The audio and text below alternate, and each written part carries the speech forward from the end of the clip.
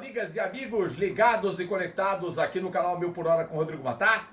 Se é sexta-feira, é dia de Minas com História. A gente ficou devendo na semana passada, por conta de uma expectativa sobre o Nürburgring. A gente queria dar uma visibilidade maior ao Top Qualifying que a gente efetivamente conseguiu transmitir. Vocês sabem que para a corrida nós tivemos uma série de problemas técnicos. Fomos impedidos, infelizmente, de passar aquela corrida, mas vamos em frente porque quinta e sábado, ao vivo, aqui no 1000 por hora, na próxima semana, tem Road to Le Mans, do Michelin Le Mans Cup. Nós vamos passar as duas baterias da prova preliminar que vale para o campeonato da Michelin Le Mans Cup, temporada 2024. Terceira e quarta provas da temporada serão disputadas exatamente como preliminar das 24 horas de Le Mans. Quinta-feira, 1h30 da tarde e no sábado, 5h35 da manhã, horários de Brasília. Tá? Então fiquem ligados, serão duas baterias de 55 minutos ao vivo aqui no 1000 por hora com o Rodrigo Matar. Antes de a gente mergulhar no nosso assunto de Minas com História, você já sabe, já vem deixando seu like, ative o sininho para receber as notificações, inscreva-se no canal e faça parte do clube de membros do 1000 por hora, que agora tem o patrocínio da GP Rótulos e Etiquetas e da Mania da Bet. Você também pode seguir o 1000 por hora ou este que vos fala nas redes sociais, no X, o antigo Twitter, no Facebook, no Instagram. Fiquem à vontade para seguir este louco por automobilismo aqui. Muito bem, e já que estamos nos aproximando da edição de número 92 das 24 horas de Le Mans, trago aqui um exemplar que fez parte da prova de comemoração dos 50 anos. A Ferrari venceu a corrida do centenário, que foi do ano passado. E aqui está um exemplar da última vez anterior a 2023 em que a Ferrari correu com a equipe oficial de fábrica. Vocês estão vendo aí? É o carro 16, é a Ferrari 312 PD, com que Arturo Merzario e José Carlos Patti chegaram em segundo lugar contra Gerard Larousse e Henri Pescarolo, e foi também o primeiro pódio a geral de um piloto brasileiro em Le Mans. Inclusive foi a única vez que o José Carlos Patti participou das 24 horas de Le Mans. Ele depois disse em diferentes entrevistas que tinha sido uma experiência única, incrível, mas que para os mais chegados tinha dito que era uma loucura andar numa pista tão estreita, pegando pelo caminho, especialmente no escuro, carros muito mais lentos do que a sua Ferrari 312 PB, que, se vocês notam aqui nas imagens, tinha detalhes em verde para diferenciar dos outros carros que tinham frente amarela, que era o carro de Jack Hicks e Brian Redman, se não me engano, com o numeral número 15. Numeral número 15 é ótimo, né? Com o dorsal número 15, agora sim. E o dorsal 17 foi o carro de Tim Schenken e Carlos Reutemann com a frente azul. Então foram os três carros que a escuderia Ferrari inscreveu nas 24 horas de Le Mans de 73. Esse projeto de grupo 5, que era o chamado, o Sport Protótipo, né? Os chamados grupo 5, esses carros com carroceria Spider sem capota. Essa Ferrari é um projeto de Mauro Forghieri, que estreia em 1971 e fica nas pistas até 73. É o mesmo modelo que vence o Campeonato Mundial de Marcas para Maranello em 1972 e perde a temporada de 73 para a Matra, que foi a última da Ferrari como construtora oficial no Mundial de Marcas, antes da defecção da competição em 92 e antes agora do FIA-WEC e o retorno da marca italiana via a F-Corse. Esse projeto do Mauro Forghieri tinha o motor da Ferrari 12 cilindros opostos, a Ferrari de Fórmula 1, o tipo 001, com potência de mais de 460 cavalos de potência. Era um motor substancialmente melhor, por exemplo, em performance do que o motor Boxer do 908/2 e 908/3, que era um motor de 8 cilindros opostos, com apenas 370 cavalos, e compulsoriamente a Porsche se viu obrigada a ficar com 908/2/3 e depois apostando no Carrera RSR e no projeto Turbo com a equipe Martin International, mas cedendo unidades do 908 para equipes clientes, para times não oficiais de fábrica. Ao passo que, até 71, carros como a Ferrari 312 Spider e o 908/3 e até o Matra eram melhores em circuitos sinuosos como o Nürburgring, de antigo, de 22 km de extensão, a pista da Targa Florio, o Piccolo Circuito delle Madone, e Brands Hatch, por exemplo, que foi onde a Ferrari conquistou seu melhor resultado no campeonato de 71 do Mundial de Marcas, terminando em segundo lugar. Esse carro foi estreado por Inácio Giunti e Arturo Merzario, naquela trágica prova de 1000 km de Buenos Aires, em 1971, há 53 anos. O Moco é convidado para testar a Ferrari 312 PB em 72, quando ele não tinha vínculo com a equipe de fábrica alguma. Ele já tinha feito provas de Canam pela Shadow, feito provas do Mundial de Marcas com um construtor minúsculo chamado AMS, e faria ainda os 1000 km de Glen, que eram a última etapa do campeonato, pela Gulf Mirage. Mas nesse interregno, né, o Moco era o Moco pulando de galho em galho, o comendador Enzo tinha visto o Moco ganhar uma prova de Fórmula 2 em Imola, com a equipe de Frank Williams, e gostado muito da atuação dele. E aí pediu que vários conhecidos do comendador chegassem no Moco para convidá-lo para conhecer a fábrica de Maranello. E o Moco foi convidado pelo Franco Gozzi, que era o lugar-tenente do comendador Enzo Ferrari, e foi para o almoço, acompanhado do Chico Rosa, o falecido Chico Rosa, recém-falecido, um homem influente dentro do nosso automobilismo, um cara que acompanhou o início da carreira internacional do Emerson, do Carlos Patti, do Piquet, do Chico Serra, do Ayrton, de tantos outros. Um homem brilhante dentro do nosso motorsport aqui no Brasil, nunca reverenciado como deveria, grande Chico Rosa. E aí os dois dizem que saíram impressionados como é que a Ferrari perdia tanta corrida. E claro, a conversa gravitou em torno de Chico Landi. Logicamente, o Enzo fez os elogios devidos à sua atuação na prova de Fórmula 2, o GP Shell em Imola, e ficaram de marcar um teste para o Moco fazer uma adaptação à Ferrari 312 PB.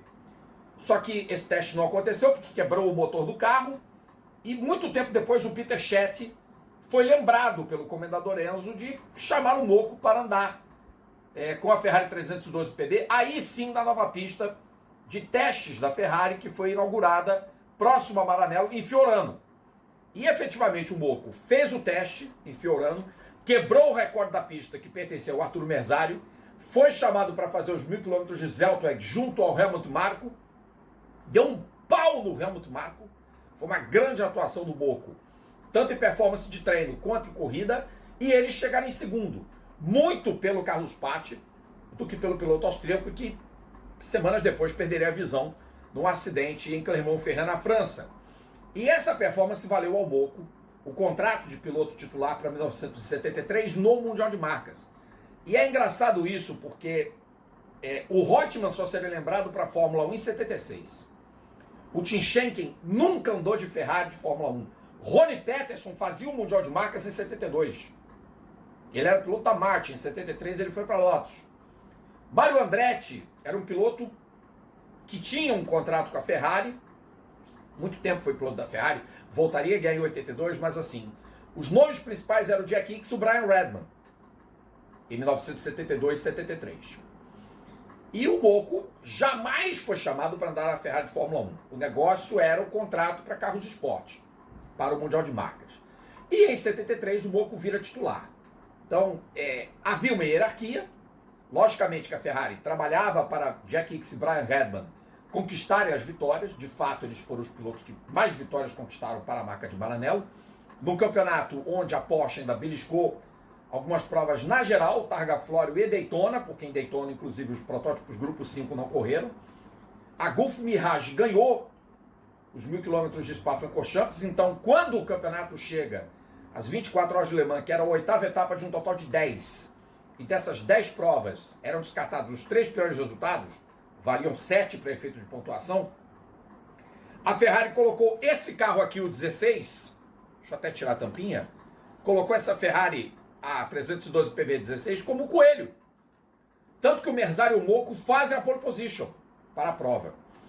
Mas aconteceu de cara um problema com esse carro. Um problema de freio e vazamento de combustível. Provocou queimaduras, inclusive, na bunda do José Carlos Patti. Para quem não sabe, essa Ferrari teve um problema de vazamento de combustível. E aí eles perderam muito tempo parados. E, claro, com todo o andamento da corrida, foram conseguindo se recuperar. O Schenken e o Reutemann abandonaram. Na meia hora final foi a vez de se entregar o carro do Redman e do Jack Hicks sob aplausos do público. A Matra venceu com o Larusso e Pescarolo, vocês viram no TBT de ontem.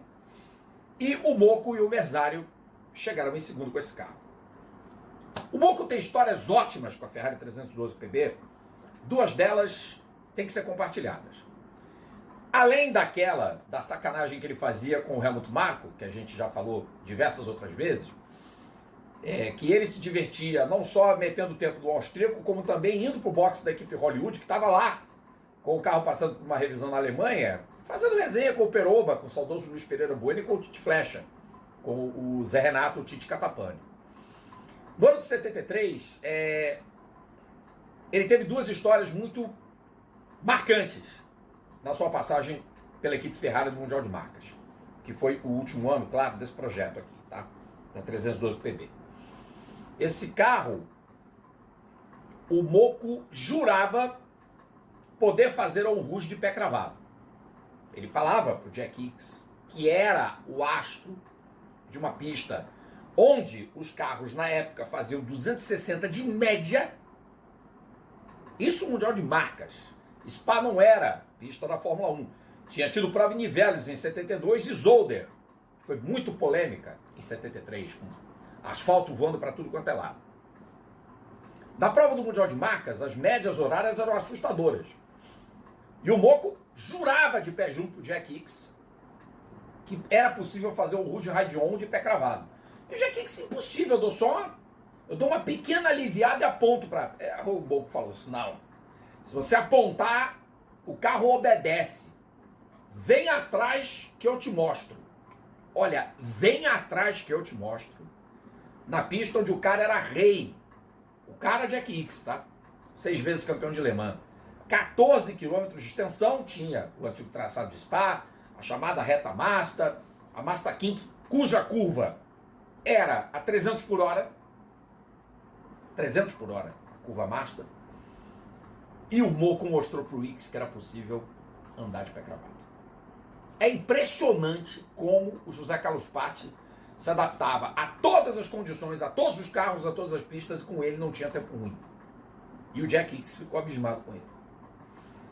Uma outra situação remete ao Nürburgring. Porque antes do GP da Alemanha, de 73, em que o Moco correria com Surtees, não que ele já não soubesse da pista, porque já tinha andado lá, mas muito pouco, acho que 3 ou 4 voltas só no GP da Alemanha de 72, com um precário March da equipe Politoys, o Zé recebeu dicas valiosas do Jack Hicks para se guiar por diferentes pontos do traçado, especialmente pela sombra das árvores, pelas copas das árvores, pelas sombras que elas faziam no traçado, e escolher a linha ideal, porque havia curvas que eram muito parecidas, mas que variava a sombra, e isso o Jack Hicks passou como dica para o Moco não perder o referencial. E nos 1000 quilômetros, a Ferrari fez 1-2 e o Moco ficou 1/10 atrás do Jack Hicks. 1/10. Se houvesse uma ordem do tipo, não é para passar, pode passar, ele poderia ter passado e ganho, mas não era para passar, ele obedeceu, ficou ali atrás, diligentemente, atrás do belga, que era, junto ao Brian Redman, era a dupla principal da equipe em 1973. E para o GP da Alemanha de Fórmula 1, o Moco usou tão bem esse ensinamento que o recordista de volta era o Jack Hicks e o Moco quebrou esse recorde por 0,3 segundo. Com um carro precaríssimo que era o Surtees TS14. Então o Zé era especial. Foi uma pena o termos visto apenas uma vez em Le Mans. Mas ele está entre os 4 brasileiros que foram segundo colocado absoluto. Ele, Raul Boesel, Lucas de Grassi e Bruno Senna. E o primeiro foi o Moco, com esse carro aqui. Ferrari 312 PB, obra de Mauro Forghieri. Esse carro começou com o pneu Firestone e em 73 já estava de Goodyear, porque a Ferrari, obviamente, trocou de fornecedor de pneu para o ano de 73, senão ela ia levar um pau da Matra, que era cliente da Goodyear também. E aí, a marca italiana acabou se retirando do Endurance, muito embora ela tivesse o projeto de 74 sendo alinhavado O carro de 74 teria um periscópio, aqui em cima, vocês estão vendo aqui do arco de proteção, tá? O carro era um protótipo biposto, como vocês podem perceber, ó. Espaço para dois, mas só havia o piloto que guiava do lado direito do carro, tá? O espelho retrovisor era meio que inclinado, mas para ter uma visão privilegiada. E aqui na frente, os engenheiros chegaram a testar o carro com um aerofólio suplementar para dar mais downforce. Da versão de 74 da Ferrari 312, que efetivamente chegou a andar. Até o Clay Regazzoni fez testes, mas esse carro teve seu projeto arquivado. O Mundial de Endurance terminou em julho. A Ferrari foi vendida antes do fim do ano para a Fiat. E a orientação foi acabar com o programa de Endurance e concentrar as atividades na Fórmula 1. Para recuperar o prestígio não só da Ferrari, como também alavancar as vendas da Fiat. E embora Enzo Ferrari, que passou a ser uma espécie de rainha da Inglaterra, fosse contra, a estratégia deu resultado porque a Ferrari foi tricampeão mundial de construtores de 75 a 77, fez de Lauda campeão 2 desses 3 anos, só não fez em 76 porque o campeão foi o James Hunt, e em 79 ela voltou a ganhar de novo pilotos e construtores com o sul-africano George Scheckter, e depois ficou 21 anos de jejum com pilotos, tendo ganho 2 mundiais de construtores nesse intervalo entre 79 e 2000, nos anos 1980, vivendo dezenas de crises, e a Ferrari é a atual campeã das 24 horas de Le Mans. Olha o peso que traz esse intervalo de meio século entre esse carro que vocês voltam a ver com detalhes, ó, esse carro do Moco, e a Ferrari 499P, que estará presente em Le Mans outra vez para defender seu título. Realmente é uma outra situação. Cabe lembrar que a Ferrari ficou mais de meio século sem ganhar a corrida. Ela venceu a geral pela última vez em 65. Foi derrotada pela Ford por 4 anos consecutivos. A própria Porsche também perdeu para a Ford, evidentemente, mas a Ferrari era o alvo de Detroit. Em 70 e 71 vieram os carros com seus possantes motores de 5 litros, quase 600 cavalos, quase 400 por hora de velocidade do speed trap, sem pneu slick. Era basicamente, 73, o segundo ano de pneu slick em Le Mans, e a rigor foi o primeiro mesmo, porque na prova de 72, praticamente inteira, ela foi disputada sob chuva. Então foram raros os momentos em que os carros andaram com pneus totalmente lisos. Le Mans, o pneu slick é usado a larga de 73 para frente. E o resto é história. É isso, Ferrari 312 PB, o carro que, para Moco e Merzario, seria o coelho contra a Matracinca. Quase ganharam as 24 horas de Le Mans. Moco foi segundo e entrou para a história, eternamente. Zé Carlos Patti faz parte da história do automobilismo mundial, faz parte da história do nosso esporte. Com muito orgulho a gente relembra as façanhas do Moco, vira e mexe, ele é falado aqui no canal. E foi um prazer falar da Ferrari 312 PB aqui no A Mil por Hora com o Rodrigo Matar, já que as 24 horas de Le Mans vem aí. Nesse final de semana tem Test Day e a partir de quarta, treinos livres, classificatórios, quarta, quinta, 2 sessões de treinos livres por dia, um qualificatório com todos os carros na pista na quarta, com 1 hora de duração, ao invés das 45 que eram adotadas até o ano passado, e uma hiperpole com 8 carros de cada classe, porque a P2 vai andar em Le Mans, serão 24 carros da hiperpole e o mais rápido deles assegurará a pole position, e a ordem do grid será Hypercar, LM P2 e LM GT3.